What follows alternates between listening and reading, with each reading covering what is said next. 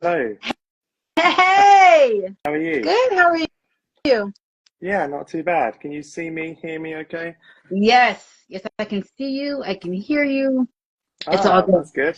That's good, because sometimes you can only see me, I, can no, you? I Or hear me. know, I know. Like last week was one of those times when my guests, I couldn't see them the whole time. I had to wait for the for the recap. Yeah, that's good though that we can see each other. Perfect, perfect. All righty, guys. Welcome to Hot Take Tuesday live on a Wednesday. On I'm a here with my Wednesday, of special guest. course. Yeah, yeah. I'm here with my special guest, Luke. We're going to be talking about Joker 2, Folie à Deux. I don't even know if I'm saying the name correctly. I just been You say that rolling with a with it. very you do say that with a very French pronunciation, the way you say "ado." It sounds very French, I have to say. Oh, okay. So You are that's fluent in French, Lisa. fluent You are fluent. in French. Okay, I'm fluent. Okay, yes. We no, I'm not even gonna try that. Guys, if you want to join in on with the comments or questions, type them in the chat. We'll go over them and talk about them. Um, And for those who don't know, I'm a writer, producer, and director. My name is Lisa. It's Hot Take Tuesday, and every week I get a guest. We talk about a movie, and we talk spoilers. So if you hadn't seen Joker and you really want to see the sequel for some reason, For you won't some believe. reason. No, we're going to be giving everyone the reasons why they should be watching it and why they should be giving it another chance.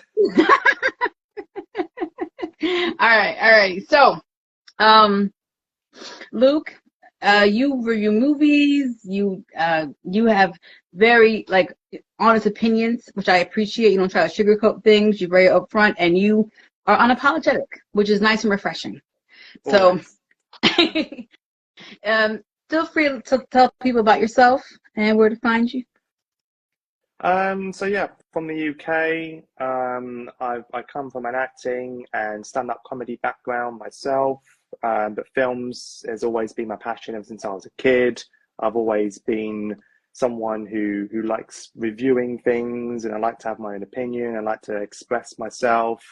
Um, yeah, and I mean, I've had this my account now on Instagram, I think for 2 years now. And it's like I'll be honest. I mean, I've got like over 2,000 followers, but I never thought it would even get 10 followers.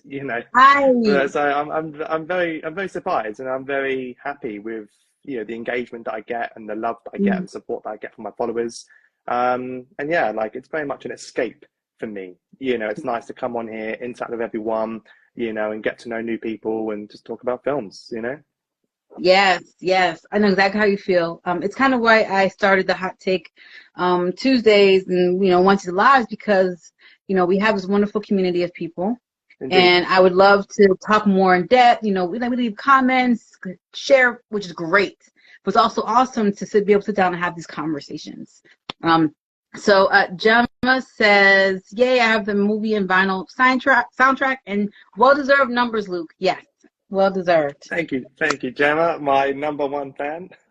Hey, nice. So, um, I think we kind of alluded to a little bit about how we feel about this movie. So, Joker, Folie à Deux. Um, what what are your thoughts? How are you, like? What is your general thoughts before we dive into specifics? Uh, I mean, just like to add a little bit of context. I mean, like the first Joker is actually one of my favorite I'm films. I'll be honest, putting it right fine. out there. It's like one of my favorite films. And when they first announced it, they was going to do a Joker origin story. I thought, I don't know how I feel about this. I'm a big comic book nerd. I love Hmm. the Joker. He's my favorite comic book villain. And the fact they was going to do an origin story, I thought I don't really know how I feel about that. And then they did the trailer for the first one, and I thought, I'm still not feeling this. And then I saw the film, and I was just like, wow, I really like this. And I honestly, it ended up being my favorite film of that year, beating Endgame, and it's actually one of the now still one of my favorite films of all time. And as someone who suffers from mental health, depression, and loneliness myself, I very much relate to Arthur and his story and his journey. So I just found it very, very relatable in just the themes that it was exploring. So that's my context from that. And then, of course, when they announced that they was going to do a sequel, I thought, I don't really know why they need to do a sequel. I think it works best as a standalone film, and I do still think that. Yeah. And then they said it's going to be a musical, and I thought, that's very weird. That's very weird. And then they showed the trailer, and I thought, you know what? This could actually work. This could actually. And I liked all of the trailers. And it literally, like, I think it's at the end of 2023, that they announced the release date and all the trailers and stuff. And it quickly became my most anticipated film of last year. I thought, I am seriously hyped for this. So, and I saw it straight away, and I saw the negative. I thought, there's no way, it can't be that bad. And I saw it, and I thought, I don't understand the hate for it. I actually really like it. Like, I think it's actually a good film. I do consider it to be a good film, and incredibly misunderstood as well. And yeah, and obviously I recently rewatched it literally this week for this, and I thought, I still like it. I look back on my review, I look back on my score, and I thought, I still stand by that. I still stand by everything I said. And if anything, I like it probably even more, Nice. So was it I Cinephilim? I don't have to. I'm so sorry. He says hi, Luke. He is one of my followers. So yeah, great to have you here. Hi, Luke, the king of cinema. Nice. So you already know.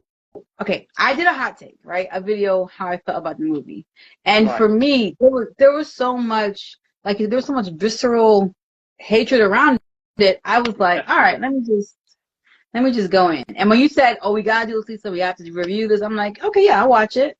And I sat and I watched it, and I honestly thought that I was gonna like hate it. And the first half was a little bit rough for me to get through, but the second half, like I said, I felt like, okay, kind of redeemed it a little bit more for me, and I found myself enjoying the songs. So I think that I stand by my opinion of like the songs were good. I don't know if they belong in this movie. Like I feel like it was such a departure from the first one. I feel like if Joker and Joker Folie were two separate standalone films, that they're strongest that way. I feel like when you try to connect them, that's where you run into the issues, because the tone and the direction of each of them are just so vastly different. That I'm like, I feel like it worked against it in this instance. I didn't hate the film. Like I said, I liked it, and I was surprised that I liked the music, because I'm like, the way people were describing it, I was like, this isn't what you guys described. This isn't what you guys said it was. So it's much better. That's the thing. I mean, that's the thing. Like, if you kind of read about like some of the like the production side of things and how the film kind of got made, like Todd Phillips, the director and co-writer, like he was very adamant of like originally not wanting to do a sequel.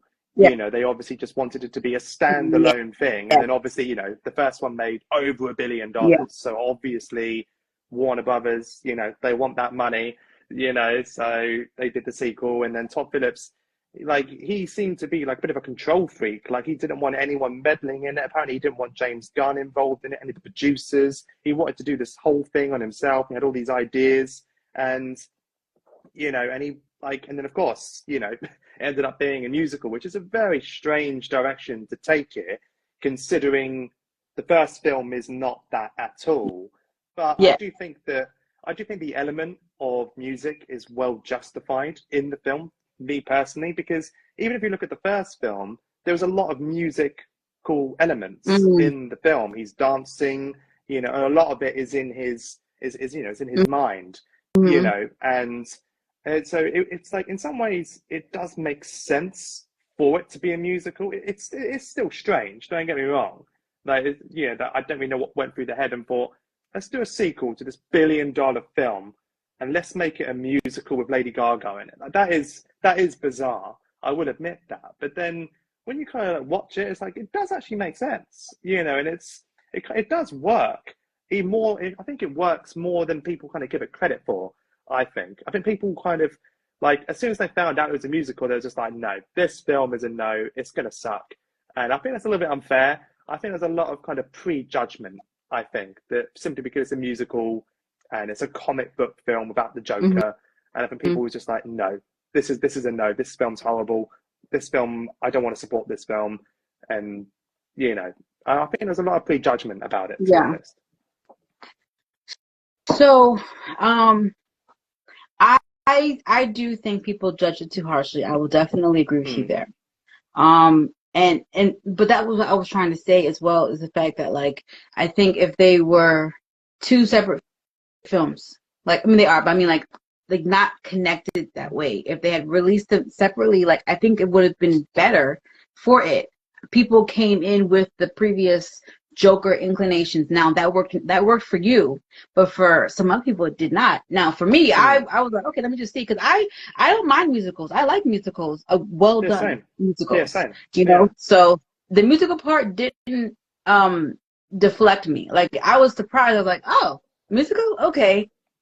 And then I never got around to watching it, and there was always hate around it. I'm like, I'll get to it when I get to it. Like, so when you said, oh, we should review it, I'm like, oh, perfect opportunity to force me to watch it. And I mean force, like, there's so many things in front of it, you know what I mean, that I have to watch, that, like, that's why I like these as well, because it forces me to be like, oh, let me watch this thing that I wanted to watch or wasn't planning on watching, and this forces me to expand more. So, one, thank you for that. And it's definitely one of those, a big hot take, like liking this film like me and you do, you know, that is a huge hot take. Like, it's like the vast majority of people do not like it, you know. And I literally reposted my review literally yesterday with my score, you know. People was like, wow, are you serious? And I was like, yeah, and I still stand by all of that. So I think even now, even though nearly a year later, people are still do not like that film, and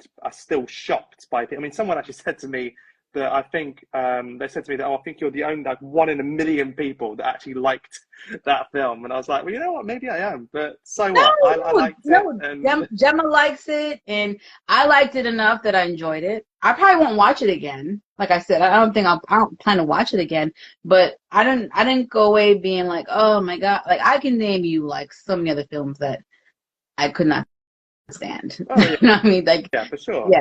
So and then, you know, people are very sensational, you know. They're like, oh, this is the worst movie ever. And I'm like, okay, ever. Yeah, exactly. Ever. Yeah. And like, I got a lot of criticism when I posted my review last year. People were saying, you're joking, this is the worst film of all time, it's awful. And I thought, it really isn't. And I was just shocked that people were like, I had a lot of criticism, people like hating on me for actually liking the film, and I was like, I can't help it. I really liked it, and I think it's being massively overhated. Yeah, like, people say Batman and Robin, the one with George Clooney, is like a really horrible movie, but like it's so bad it's good type of thing. And I'm like, Joker 2 is way better than that. And you guys are giving that a little more leeway. So I'm with you. I think the musical part, people didn't like it. And I think people did not like Arthur's trajectory in the movie, where, you know, how he ended up. But honestly, I actually liked that whole setup at the end, you know, and the kind of like they had alluded. Yeah, I mean, there's so much to talk about with this film. Like, there's so many things. It's just like, where to start with it. I mean, like, I do. Oh, whatever. We don't have to. Like, we don't have to talk in order. Okay. I mean, first of all, like, you know, Joaquin Phoenix, I think, is fantastic. You know, he is an amazing actor, and you know, like, at first I thought when they said it was a musical and he was going to be in it, and you know, there's a few scenes and like at the beginning that he sings, and I'm like, okay, like, we're really going for it here. And it just really made me think that this guy is an amazing actor, and he has such a great range. Yeah, I never knew he could sing. Yeah, he's not the best singer, I'll be honest, but he's got a decent voice. It kind of works. It wasn't off-putting. No, yeah, you're right. It was not off-putting. It wasn't off-putting. I just think that he has a good range, that he can just kind of throw himself into this, but he's dancing, he's singing, playing against Lady Gaga. Just like, this guy is extremely talented, and maybe respect him more, like, just doing something completely different and it just made me respect him even more for singing and dancing, which I never thought I'd even see him do. But yeah, like, I thought he was good again as Arthur. I do think he gave the better performance in the first film. I do think he was better in the first film. Well, I think he's given more in the first film. Yeah, for sure. And then of course Lady Gaga. I mean, like, I wouldn't say I'm not like a fan of her music, because that's not really my, I like metal, but Yeah. like I like some of her songs, don't get me wrong. And obviously when they cast her, I thought, Lady Gaga, really? Like, of all the people, and she's playing Harley Quinn. I didn't see it at first. And I'll be honest, even though I've seen the film a couple of times now, I'm still not completely like, wow, she was fantastic. Like, I thought she was good, but I feel like the film kind of displayed her singing abilities more than her acting abilities. And I didn't really feel like she was Harley Quinn. It's just like every time she was there, it's like, oh, yeah, it's Lady Gaga. Oh, it's Lady Gaga again. I didn't once think, oh, that's Harley Quinn. I just never thought it, and I still don't now. I thought she was good in the film, but I just feel like in the film, it didn't really feel like she was playing Harley Quinn. No, I agree. It didn't feel like she was playing Harley Quinn at all. She just seemed like a unhinged fan, like a stan, whatever you want to call it. Like, very, like she idealized the potential of Joker. Yes. Like the mask. I think there was, yes. I think there was like, I thought it was interesting because if you know the comics, usually the Joker is the one who manipulates Harley, whereas of course in this she's manipulating him. So I like that kind of subversion of expectations there. Yeah, the little switch. I like that. But I thought Todd Phillips had like kind of said that it's not Harley Quinn. This is not Harley Quinn. Like I know he took elements, like her, having a background in psychiatry or something, but like he had Adam said this isn't Harley Quinn. And I felt like the whole subversion of everything was, you thought this was the Joker, this isn't the Joker. You thought this was Harley Quinn, this isn't Harley Quinn. And that's literally the whole film, isn't it? Like the whole film is about subverting those expectations. It's like, oh, you thought this was a Joker film? Well, it's not. It's Arthur's film. You thought this was going to be a follow-up with the Joker being the Joker and Batman. Well, it's not going to be that. It's going to be a musical, and you think this is going to be Lady Gaga? I mean, you think this is going to be Harley Quinn? No, it's not really. Her name's called Lee. It's just like all of it is completely subverting the expectation. And that's what I really, really respected about the film. And I did genuinely feel like the whole film was made to antagonize the fans, antagonize the audience. Like, I have a lot of theories about it. And I thought that he admitted to that. or maybe he sort of did. I mean, like Quentin Tarantino, he really liked the film. Quentin Tarantino, he actually said that it was actually better than the first one. And he actually called Todd Phillips the Joker. Like, he basically said, and I agree with what he said, he kind of said that the Joker made this film.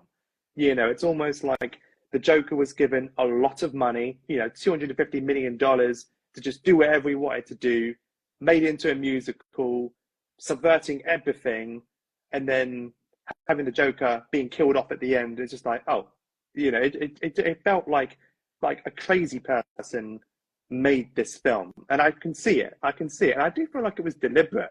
I do feel like maybe Warner Brothers contacted Todd Phillips and was kind of saying like, oh, hey, Todd, we really want to do a sequel. And Todd was probably like, I don't really want to do it. And then Warner was like, oh, well, here's like $20 million for you. Can you do it now? Yeah, okay, I'll do it. But I want to do whatever I want there. Yeah, and then he just does whatever he wants to do, and he gets carried away. And I just think there's a lot of theories around it. And I do actually think he deliberately made it to be this divisive. So I found myself, because I recently watched Sinners for the second time. Love that movie. Best film of the year so far. Yes. Now what I found is that the first half of Sinners is world building. it's establishing characters. You're getting all this backstory on them. Like, it's really building up so that in the second half you really connect with these characters. And I think that this Joker did a similar thing.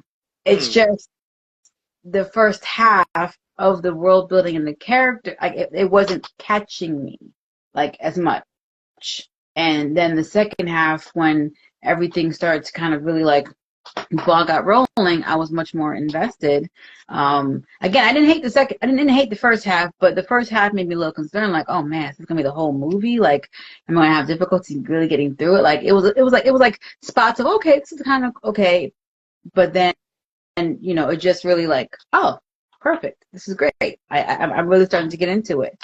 I do agree. I think it was like, with you. Yeah. Okay. Like, I do agree with you that, yeah, like watching Joker 2, like for the first half, it is quite a weird experience when it first starts. It's like, what are we actually going here? Are we actually doing this kind of thing? Like, are we, you know, with the songs, like there's I can't remember what the first song was, you know, and there's like the umbrellas and stuff and dancing. It's like, are we really going for this full-blown musical? It's just like, I don't know how I feel about this. This is really weird, but I somehow don't dislike it yet. So that was kind of my thought process during the first half. I kept thinking, this is really weird, but I don't hate it. Right. We got to the second half, and then I thought, ooh, I quite liking this. This is actually working. And it was building, and I thought, yeah, I really like it. And then at the end, you know, like the very last scene is like, whoa, they really did that. They literally was just like, yeah, you know what? This isn't the Joker. This is nothing. This is just a story about Arthur. It's just like, they really went for that, and they did it. Yeah. It's funny you say that, because I had a very similar experience. You know, in the second half, I'm like, this is getting really good. Like, I was like very focused. Like, like the first half is like, oh, I could be doing laundry while I'm watching this. Second half is like, what? Yeah, no, it's like the first half you're just slouching, just like, what is this? And again, the second half, oh, actually, yeah, this is good. Yeah. Yeah, I mean, like, I was just gonna say, like, I mean, in terms of the songs, you know, I liked all the songs, but I will be honest, I think some of them, I thought there was probably too many songs. Yes. I believe there was 15 songs, believe it or not, which is a huge amount. Wow. But I don't know, because I mean, I counted them all, like even the smallest little bits. Like you have Brendan Gleeson, like Brendan Gleeson sings a little ditty bit, you know. Yeah. So I was counting them all, and I was just a little bit like, yeah, of course it's a musical, and you can have a lot of songs in the film, obviously. But I thought there was a little bit too many for this type of story. And it did feel like they just kind of used any excuse to do another song. It was like, so we had like, you know, there's some certain scenes that are really going with the flow. It was really working with the pacing and the story. And it's just like, oh, it's another song. I was like, oh, okay. Why do we need to have another song right here? We could have had just a lines of dialogue, you know? So honestly, what's funny about what you're saying is, like, as I was watching it, I was like, you know what? I would really love this as a Broadway play, a stage play. I would. Would you actually? Yeah, I was like, I would love this stage play. Like, I don't think anyone would pay for it though, would they? Considering how many people didn't see the film. I mean, I would. You would. Yeah. Emma would. Yeah. Yeah. So, but I was like, okay. And were you picking up on, like, I had even mentioned it, Shawshank Redemption vibes? Like, I felt a little bit of that. All of the prison scenes, 100%. I mean, they're really digging into that. Some of those scenes were pretty dark, to be honest. You know, where, you know, with the prison guards and beating him up and assaulting him, like, I was like, damn, they went for it. You know, and there's definitely some Shawshank Redemption vibes, like, especially like even with the cinematography of some of those prison scenes, the way it was shot, and with that, it almost felt like a noir film a little bit. I don't know why. It just kind of felt like it. I guess that's one of the issues I do have with the film, is that it's like there's so many different things going on here. You got the musical element, you've got the courtroom drama, then you've got the romance, and then you've got all these themes of mental health and all that kind of stuff, and trying to follow on from the first film. it's like there was just a little bit too many ideas being thrown at the table. Not all of them worked, and maybe some worked a little bit too much, like with the songs, a little bit too much excess of the songs, I think. Yeah. And can I say, when there was an explosion at the courtroom, yes, I really that's a great scene. For a while, I thought that we were still inside his head. What was that saying? I thought we were still inside his head. Oh, really? I thought that happened inside his head. And it was a while before I was like, oh, this is really happening. Okay. I mean, that's another thing. Like, that was a big part of the first film, you know, where we don't really know what's inside his head. And I thought that was good. I thought that was a good way of keeping the audience engaged and like knowing, like, is this real, or is this, you know, just his imagination? And then of course they play on it even more in this film, and I really like that. I think that's good. Like, I mean, obviously there's some scenes that's very obvious that are, you know, literally just his imagination, like the umbrellas in one of the first scenes in the prison, you know, when they're walking through the path and the umbrellas, they're black, and then the camera kind of zooms up and the umbrellas are now yellow and red, kind of thing. It's like, well, that's kind of obvious that that's his imagination, and he's thinking that he's, you know, in some kind of musical or something, I don't know. But yeah, I think they probably used it a little bit too much again, which sums up my main thoughts. I think they took what worked from the first film, but they overdone it with this film. Yeah. At times. I think that was also the problem with Thor 4, to be honest with you. Love and Thunder. Yeah. They took what worked in the third one and they overloaded it. It was too much. That's one. I think that's one of the worst MCU films, in my opinion. I thought it was so bad. So you hated it more than the second one? People, for a while, people felt like... I would say yes. I would, actually. I just think with Love and Thunder, it just felt like the whole film was written by a 5-year-old. Like, it was just so childish and just so silly. Like, with the screaming goats. You got the goats in, like, every 5 minutes screaming, and then you got Thor doing Van Damme splits, and then you got Guns N' Roses soundtracks. Like, what are we doing? Like, it's just so stupid, and all the colors, like all the visual effects, it was so colorful. It just felt so oversaturated that it kind of gave me a headache while watching it. I almost feel like it was to really make even more so the contrast of the villain, whose world, you know. That's another thing. Like Christian Bale, he's fantastic, and he's the best part of that film. But it's just but he was also a bit of an issue, because like you have this really dark villain, you know, and then you've got the storyline of Jane, who is dying of cancer, but then you've got all of these screaming goats and all this. It was too random stuff. Yeah, it's like it just does not work in a single film. Like, it's like they didn't really know what to do, and it just, well, let's just put all this in here and just see how it goes. Yeah. But it's just like, I don't think they ever stopped to consider and think to themselves, should we do this? It just felt like, let's just do it, you know, just see how it goes. I mean, even Chris Hemsworth actually said that the whole film felt like it was made by a 5-year-old, and I agree with him. Yeah. I forget exactly the Jurassic Park quote, but it's like, you know, you worried so much about whether you could or something that you never started to think that you should. I screwed it up, but like that quote, I feel like it applies to every part of our life right now. Like, just because we can doesn't mean we should. So, but going back to Joker. I kind of wondered, I was kind of curious, because where we left off at the end of the first one, where we start with the second one, I'm like, okay, there's been something that happened to him here. Like, he almost escaped. Yeah.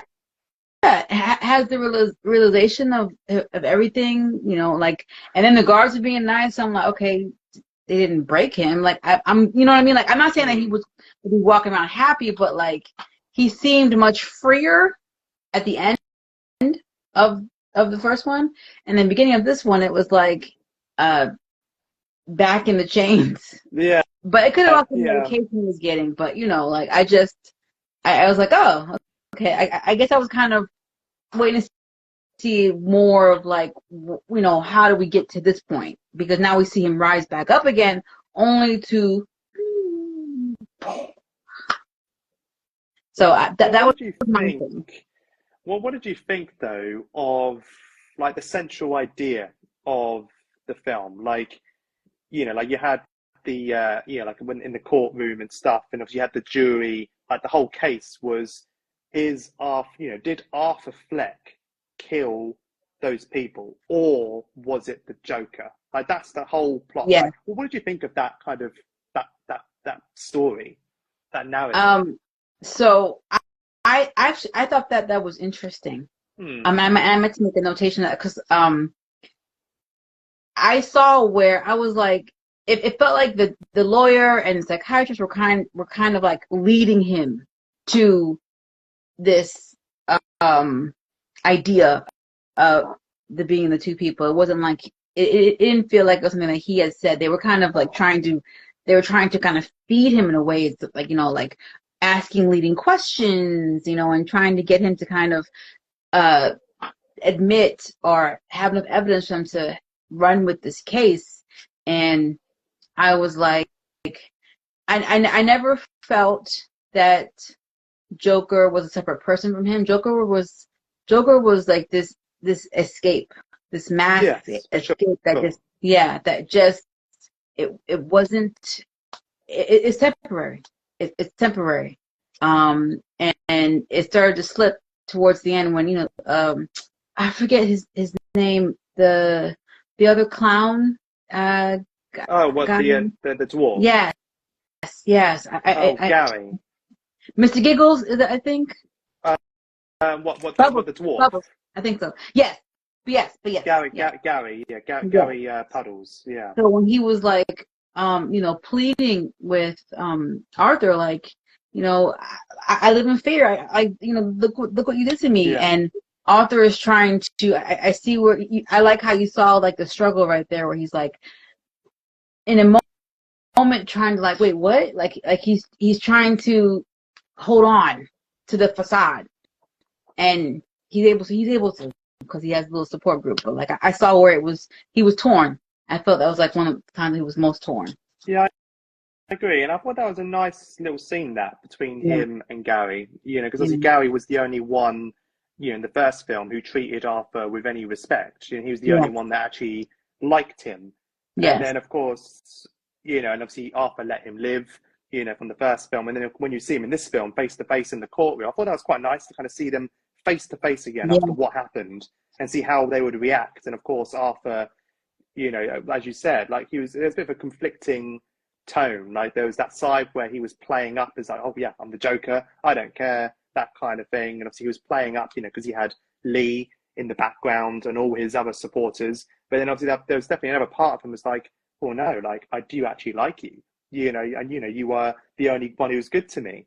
I let you live, kind of thing. But of course, Gary is just completely haunted by what happened, and he's still like you need to what have you become, like Arthur? You never used to be like this. So I think like that question I asked, I think it's a good and interesting idea. I don't know if it always works, but I think it gets dragged on a little bit. Like it's like we keep going around in circles with it. I think like of all these different characters are getting involved, and the psychiatrist, and you've got Steve Coogan as the news reporter guy from the beginning. Yeah, that part like a lot of it really need to be there. Yeah, it's a lot of it kind of like I like the idea, but I feel like we're kind of overdoing it a little bit. It's like let's move it along a little bit. I get it. I get what you're trying to say. Like I get what you're trying to sell to me, but I feel like we need to kind of move on a little bit. I think for me, one of the best scenes in the film was the scene very towards the end, before the courtroom gets exploded.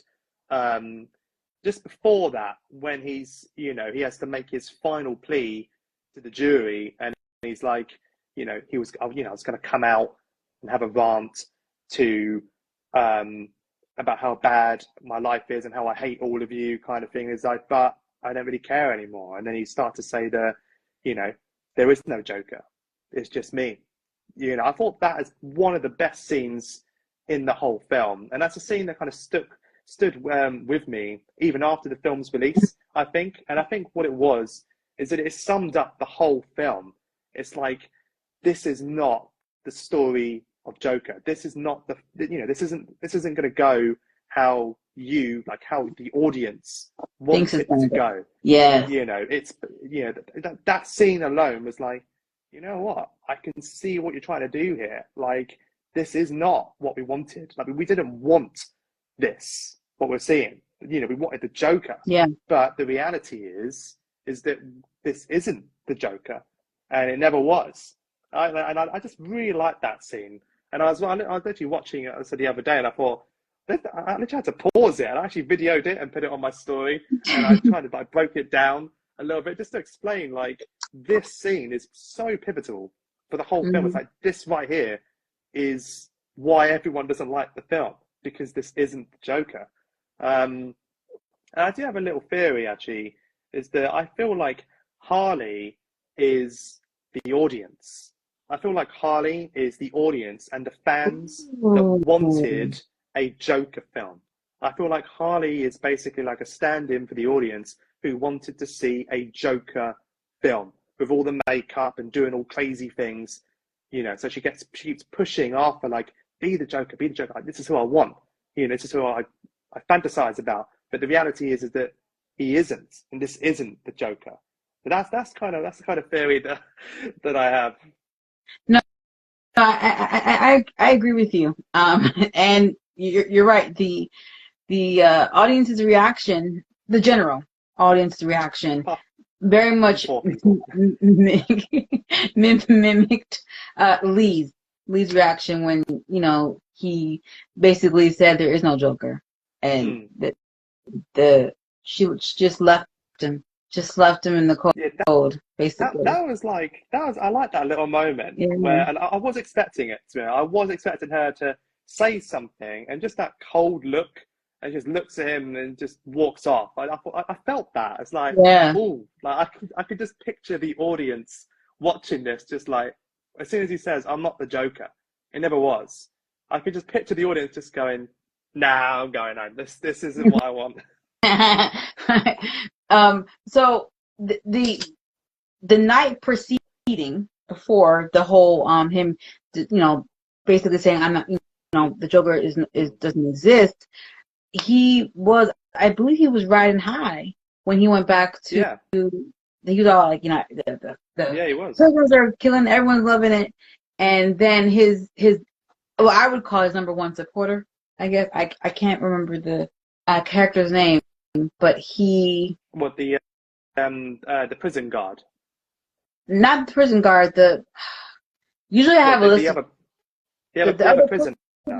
The other prisoner, the one that was like. Oh yes, yes. The one who was just always like a bit obsessed with him, kind of thing. Yes. Yeah. Yes. I don't remember his name, but I know who you're on about. Yeah, I normally have like a little list. I didn't have time today to do it, but when I forget what he said specifically, but it like set the head guard off to the point where he pulls him out and he's poking him, and like, you don't see it, but you hear it, because now we're back in the room with Arthur, and you know, they basically like, well, like the other guards are like, hey, ease up, but they don't. It doesn't sound like they're doing anything. Some of them just let him choke him to death, and they're just like, oh my gosh, she's gone. It seems to me that that's what broke Arthur out of his trance. Yeah, I'm not trance. I agree with that.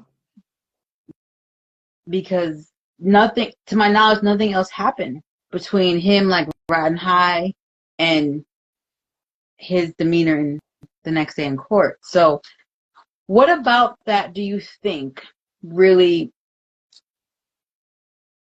sobered him? I would say that I think the reason why he kind of acted like that, well, changed his tune, so to speak. I think I feel like, you know, he was a close friend of his inside, and you know, he that character, I can't remember his name. You know, he looked up to Arthur and he liked him. Yes. And I think Arthur kind of realized that, you know, all these people want me to be the Joker, but these people who do want me to be the Joker, they're the ones getting hurt, you know, for this fantasy that I'm not actually really the Joker. I'm just me. I'm just Arthur. I just want to be accepted. But people are getting hurt and now killed because of this whole fantasy that's inside their head. I feel like that was like a wake-up call. It's just like, I need to stop this because this is going way too far. Like, I've killed all these people and people are now getting killed because of my actions. It just kind of, that's kind of, I could be wrong. That's kind of what I kind of got from it. And it just kind of felt like I just need to be honest and to say to everyone that I'm not the Joker. I'm just me. You know, I think that was the kind of realization, I think. Okay. Okay. Alice T Film Review says, never wanted to watch this film, but you two are selling it for me. Hey! That's the spirit, Alice. That's the spirit. You gotta watch it now. What, we're at 4 people now? 4. That's 4. That's 4. We're catching up. We'll get 5 by the end of this. Catching up. Maybe we can try and make all that money back. Yeah. Honestly, I also think that if we were still in the time of DVD and Blu-ray sales, I think that Joker would probably do well. Joker 2 would probably do well in Blu-ray and DVDs, honestly, because I think back on a lot of films that were great films that bombed in theaters but found their footing on home video, so to speak. Like Shawshank Redemption, one that we're actually alluding to with this film, it bombed in theaters. It bombed. That's right. It bombed. It's now regarded as one of the best films of all time. Classic. So, you know, there is a world. Now, you love this movie more than I loved it, but again, like, I enjoy it. But there is a possibility that 10 years from now, people are going to be talking about how Joker was ahead of his time, or very revered, or was, you know what I mean? Like, it's possible. I agree with that. I really agree with that. And even like, as soon as I saw it, like last year, I literally thought to myself, like, I feel like this film kind of has the destiny now. It's like destined to be sort of like a cult classic. I think it's a film that's going to be dissected and deconstructed, like broken down, like kind of what we're doing now. Like, we're a year later and we're talking about it, breaking it down, and all these theories as to why it was a musical and why Todd Phillips did this. I feel like it's kind of destined to kind of always be one of those films. It's like some people just didn't get it, and there's more to it than meets the eye. It's not just a random musical, you know, with Lady Gaga in it. There is a lot more to it, and I do think it's a film that, you know, the kind of may be like a bit of a sleeper hit kind of thing, like, you know, that people might kind of come back to it and go, this was actually good, like on a second watch. And I know I don't see me solely going back to it. I feel like I would want to go back to it with someone. Like, hey, sit down and watch this with me. We watch it together. That's my feeling right now. And this movie also makes me think a little bit about this. I think it was more of an indie type of deal, or like a low budget film years ago. I think it's called Voices, or The Voices, and it starred Ryan Reynolds. And he, not heard of it. Hopefully I'm saying the right title. But he, you know, he was like, I don't know what mental illness like he had, or mental health issue he had, but he took medication for it. And the world was like just gray and blah. But when he stopped taking medication, it started being colorful and all the things, and his dog could talk to him, his cat could talk to him, and it was entertaining. It was a dark comedy. It was entertaining. But it reminded me a little bit of Here, where it's like, you know, this is how the world is, but this is how Arthur's seeing it, and it's like there may not be, you know, there was not a separate personality, but Arthur did need some form of help. 100%. Oh, for sure. 100%. What did you think though of? Like, did you like Lady Gaga in the film? Like, was you? Yes, I actually, so I had said that like I liked her casting, and you know what they chose to do with her was a different field. And what I mean is Yeah, I felt like they could have did more with her. Like I liked her casting. I thought she did a good job. And again, this isn't yeah, the real Harley Quinn. So I think what it was is the scenes with her and Arthur in the dream sequences. Is where is kind of where I mourn what the film also could have been if they had gone down the This Is Joker route. I'm like, oh my gosh, they would have been amazing together as Joker and Harley yeah. Quinn for real.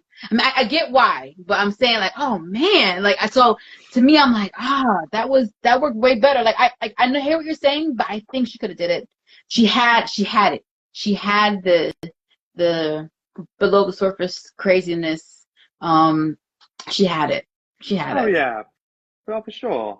I'd say my favorite scene with those two was the one, when they're both looking at each other from the glass, and she sings, what's that song? Happy Together, I think it's called. Mm. She sings that song, and he joins in a little bit, and obviously at the end she draws The a small, yeah. smile on the glass, and then he kind of moves to it Yeah, to kind of connect with it. I thought that was a great. really good little moment, and I Oh, thought it was edited really well. yeah. And I even think just that whole scene, I would say, is probably their best scene together. Where, because like straight away, like the introduction to that scene was her saying that she wants to move in with him and that she was pregnant. Yes. And then he's like, oh wow, and of course she sings that song, and you can just like, she even like smiles like during that song, and it's just like you can just really see this very unhinged individual, Yes. and just how Yes. manipulative she is, and just and you can tell that just like that, like he was in there, he was completely like besotted by her, just Mm-hmm. like, wow, I'm going to be a dad kind of thing. And, and just the way she was looking at him, and just like you really feel for him, because like, you just kind of want to tell him like she's lying, Yeah. like she's everything she's ever done to you is lie, Yeah. I thought that was a nice little scene. Yeah. And then of course with the lipstick, I just thought it was just like perfect scene there. Yes. And I agree. And another part that I liked was when he was begging her to talk to him and not sing.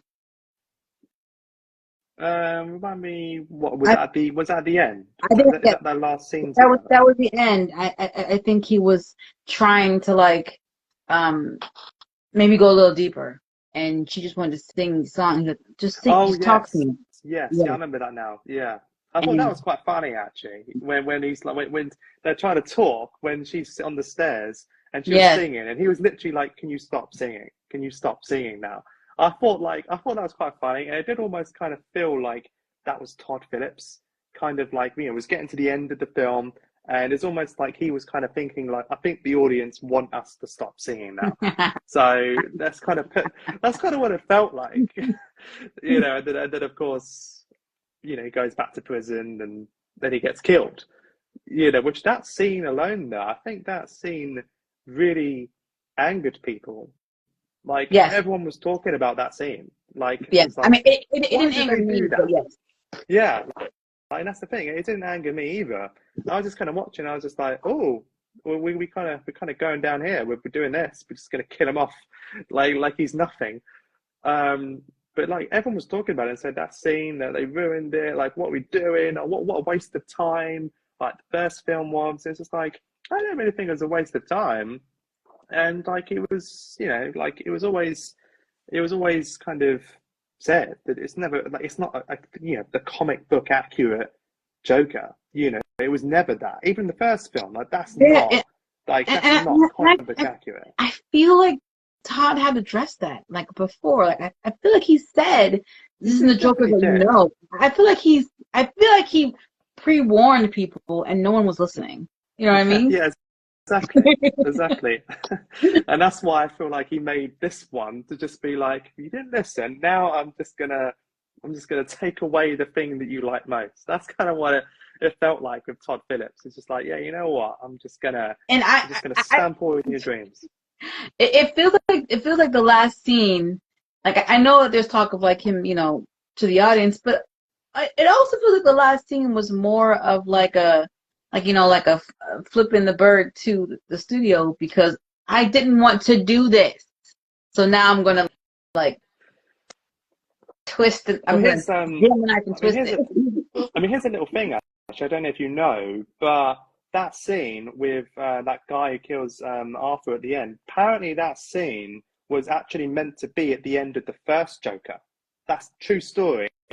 But apparently, Christopher Nolan, because he was still at Warner Brothers at the time, he was working on Tenet at the time, and apparently Christopher Nolan said no, do not do that, especially with because you know if you see when he's after the guy kills Arthur, he does the Chelsea smile, and that was originally going to be at the end of the first Joker, and then Christopher Nolan kind of stepped in and was like, no, only Heath Ledger's Joker has the Glasgow smile.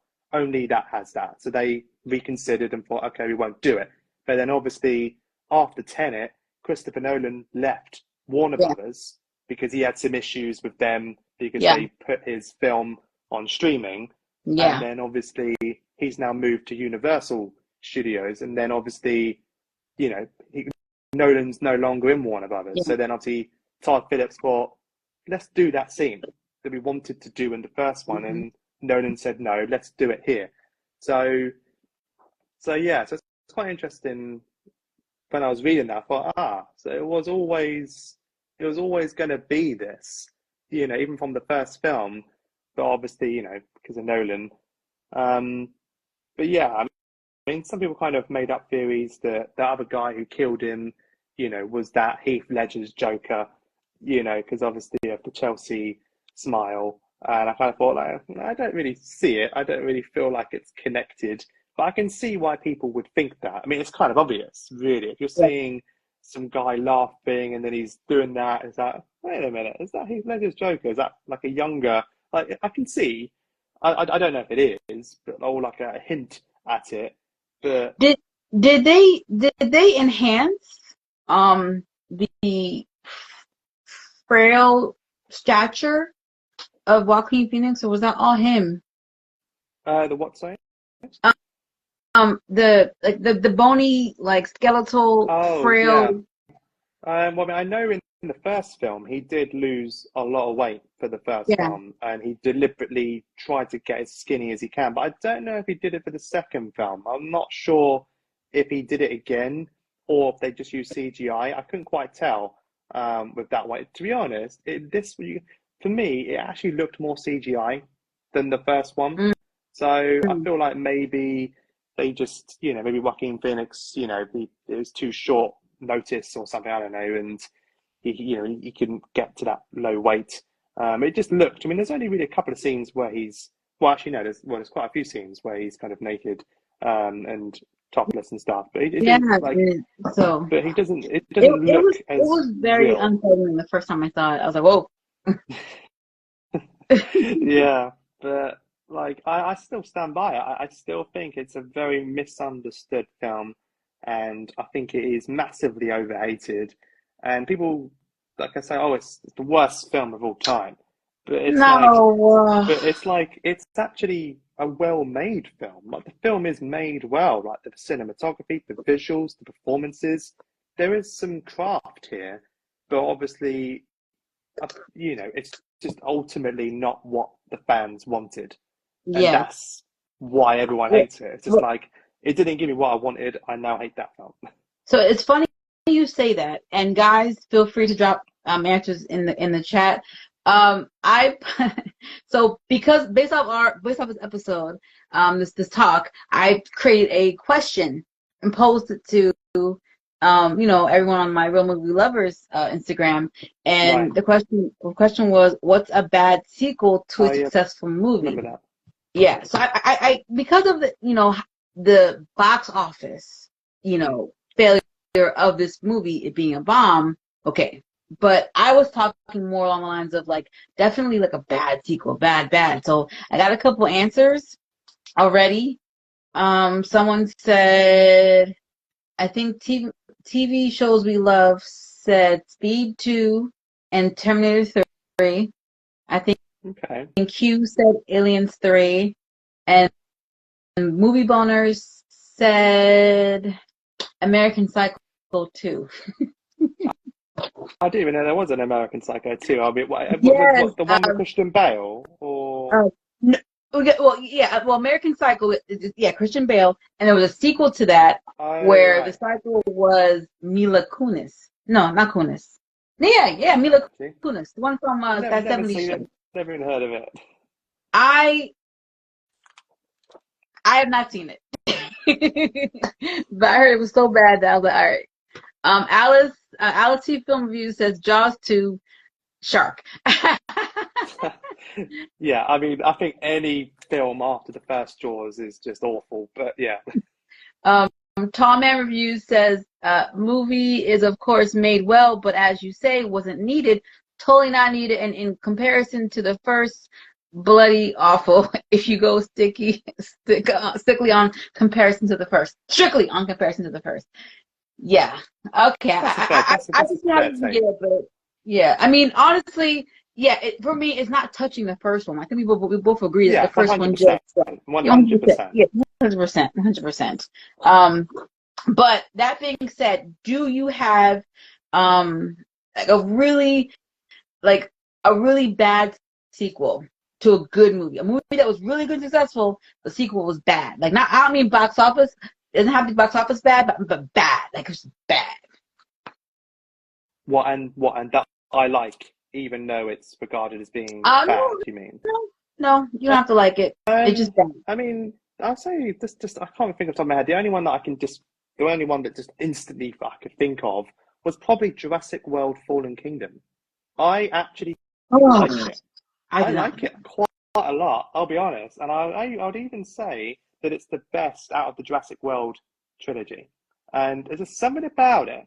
Every time I watch it, yeah, honestly, like every time I watch it, I just like, I really like this. Okay. Like, I like the mansion. I like the Indoraptor. I think that's really cool. I like the action. I don't know. There's something about it. Okay. Remind me. Fallen Kingdom, Jurassic World Fallen Kingdom, that's the third one in that trilogy, or the second one? The second one. That's the one where they're in the haunted house. Tall Man Reviews just said, Luke, what are you smoking? I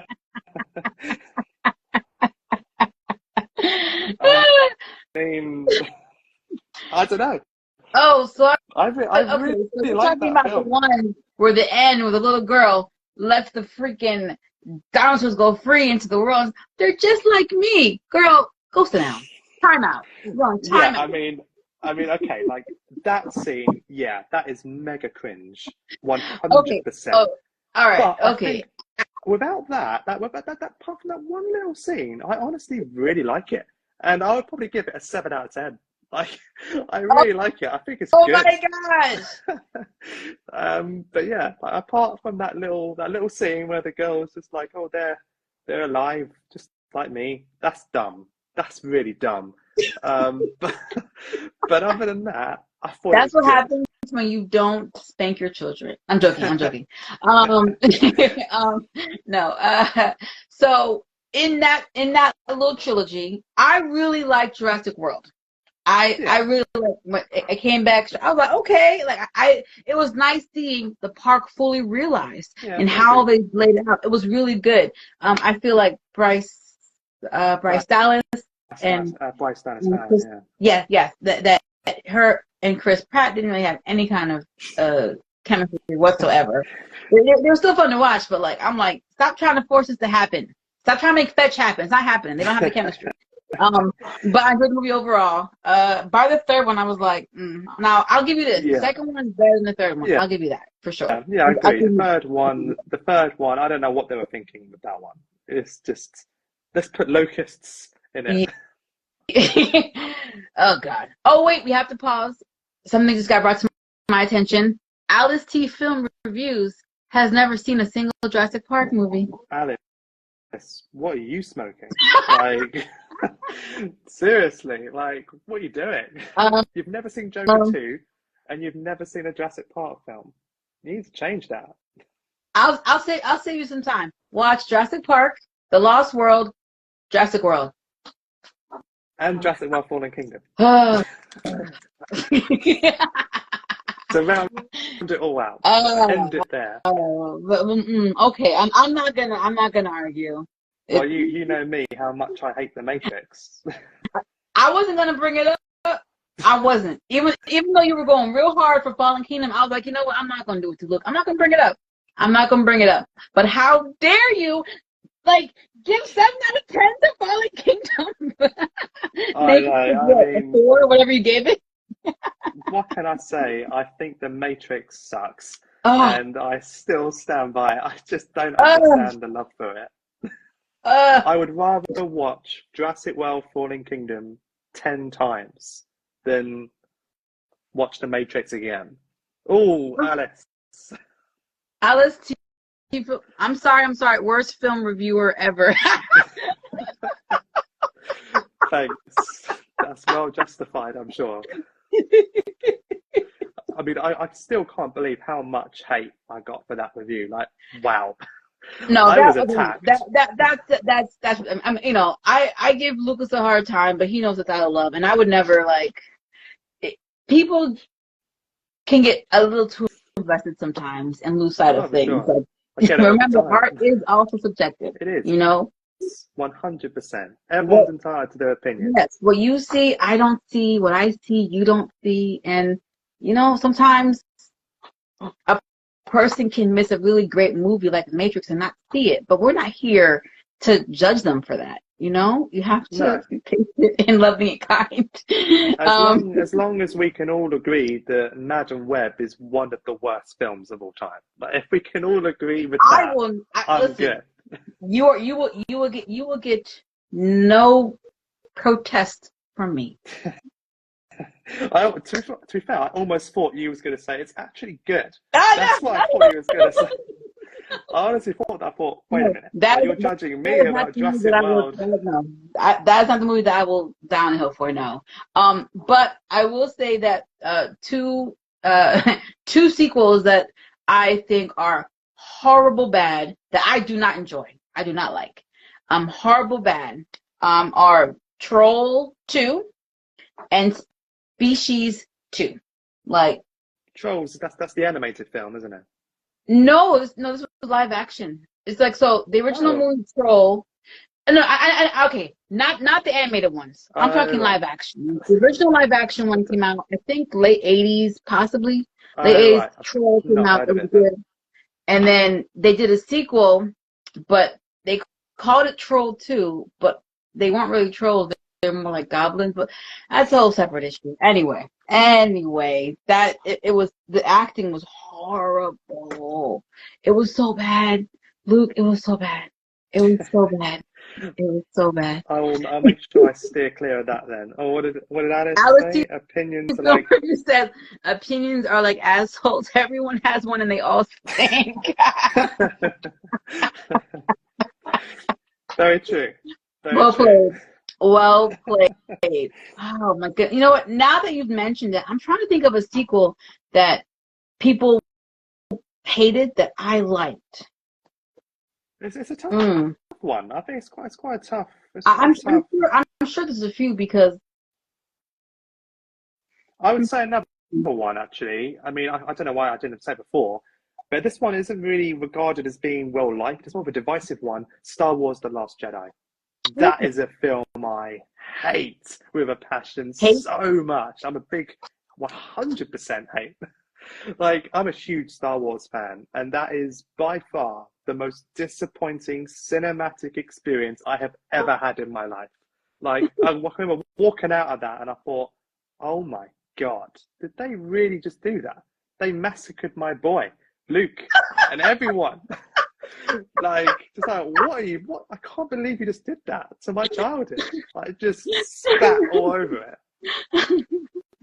And like that film, like it's very divisive. Like some people think it's one of the best since the originals, and then some people like me think it's absolutely garbage. Mm, mm, mm, mm. Hmm. I'm not. No comment. I don't have no comment. I'm not a big Star Wars like ride or die fan like that. I'm like, oh, the original trilogy was all right. The Force Awakens, right. I really like. I really like. The original trilogy is perfection. Yep. Okay. Yeah. Perfection. Sure. Yep. Mm-hmm. Sure. Yeah. No, Sure. like that's how I feel. Like I'm like, I'm not gonna argue with you. Like, yeah, that sounds about right. That's how I feel about it. Like I'm much more a Star Trek fan. Like I'm much more Star Trek than Star Wars. No. Personally, me myself That's personally. a hard pass for Star Trek. Wow. Tall man reviews. I would say the Superman 3, Christopher Reeve was a bad movie, but I have a lot of love for that. And Luke, you've redeemed yourself. The Last Jedi sucks hard. See, I'm not the only one in the chat who doesn't like Last Jedi. Wait, The Last Jedi, remind me, is that the last one that came out, or like is the that middle one? The middle one, the second one. Basically, the one where they literally massacred my boy Luke, and they just deconstructed him and made him into a joke. You were drinking the alien breast milk and everything, yeah? Well, there is that. There is that element.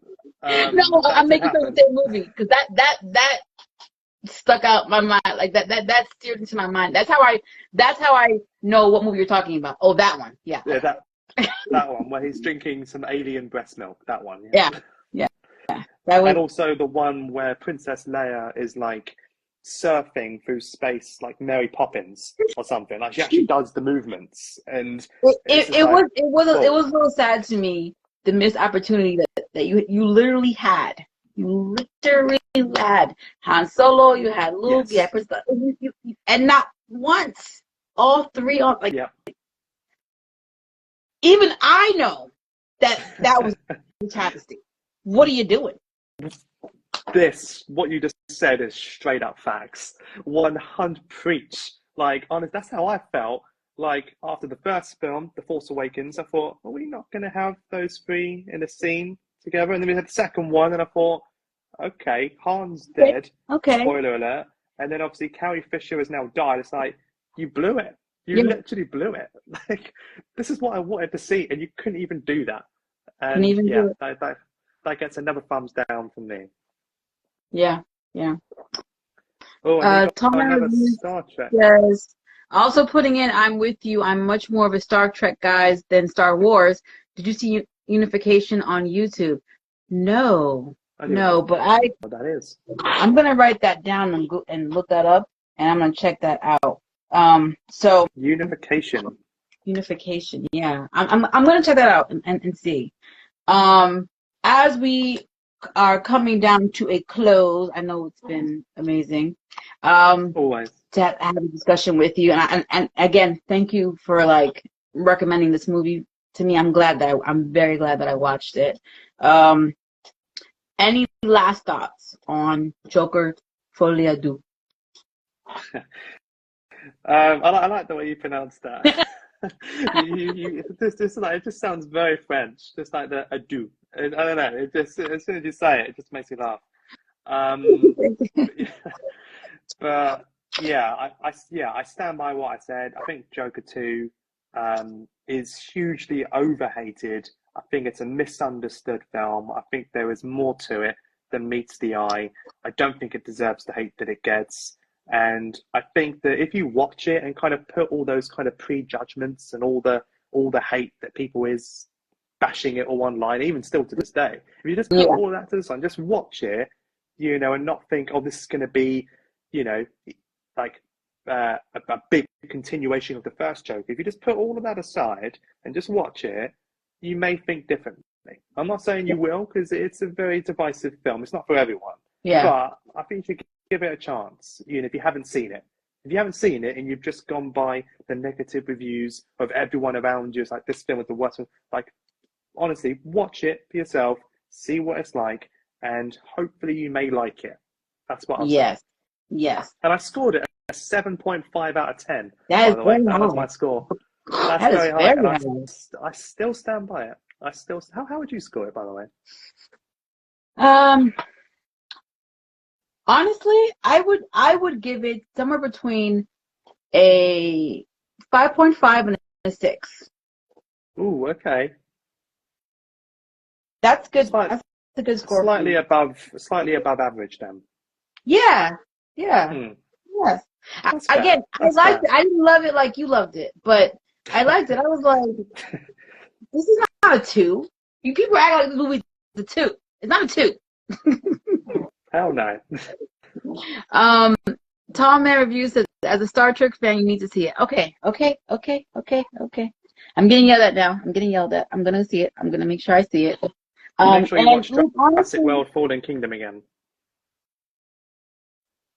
I will watch Joker, Folie before I watch Fallen Kingdom. 100%. Fair enough. 100%. I tried.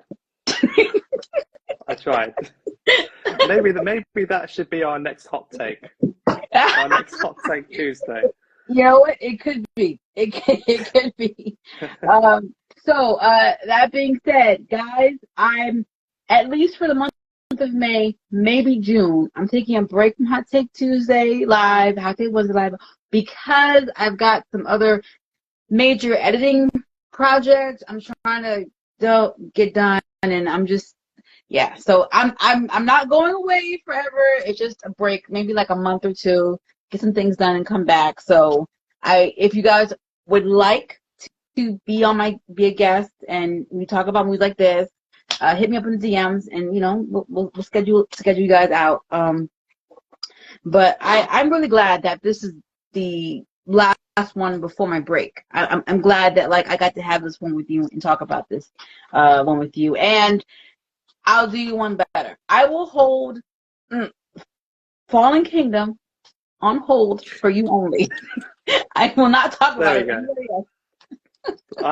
I do think that should be our next hot take. Oh my gosh. Okay. It's going to be intense. Okay. I'm gonna be a little mad at you if you make me like it, because I want to keep the dislike alive. She pissed me off with that last line. I want to go to her room. We're grounded for a month. Well, just feed it to the dinosaurs. Oh my gosh. Yes. All right. Thank you guys for joining me. Thank you, Luke, again. I really, really enjoyed this conversation. As always, it's always fun having this talk with you. And again, I appreciate your honesty. I appreciate your openness. And do not let the internet phase you, which I don't think you do. Never. Continue to put out your reviews. Continue to be wrong about how you feel about Matrix. Continue. It was going so positively there. Yeah. Alison Film Review says, really enjoyed tuning into this live. Thank you both. Oh, nice one, guys. Thank you guys, Tom. Thank you guys. I appreciate you guys. I'll catch you guys in the next one in a little while. I'll still be online, posting and chatting, so we can still do all of that lovely stuff. So, yeah, you guys. I wanted to say thank you. I wanted to say thank you again for having me on. It's always a pleasure. I do with you. We've done quite a lot now. Done quite a lot of these hot take. And this is the first one I've done in a long time, and it's nice to kind of come back and talk about something else. And that's a big part of why I like doing this, is talking to people like you and just having healthy, fun conversations and debates about films. Yeah. And it's always an honor whenever you invite me on. So thank you, and I do look forward to the next one. Oh, thank you. Okay, I will keep you posted. Definitely. All right, guys. Thank you. Have a lovely evening. I know it's bedtime for you guys, and I'm gonna go do all the things I have to go do right now. Well, I hope you enjoy the rest of it. It's literally 10:30 at night, so nearly time for bed. Oof. Yeah, you go to sleep, and I will try to see if I can get to sleep in the next 5 hours. We'll see.